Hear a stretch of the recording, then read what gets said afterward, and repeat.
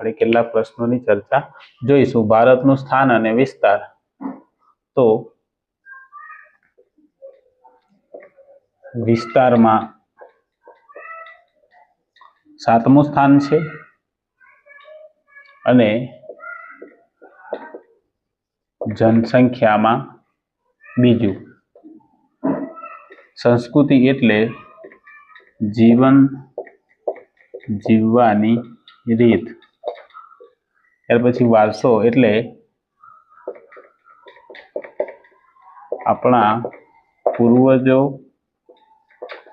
તરફથી મળેલી અમૂલ્ય ભેટ, તેને વારસો કહેવામાં આવે છે। પછી વિશ્વમાં એશિયાઈ સિંહો ગીરના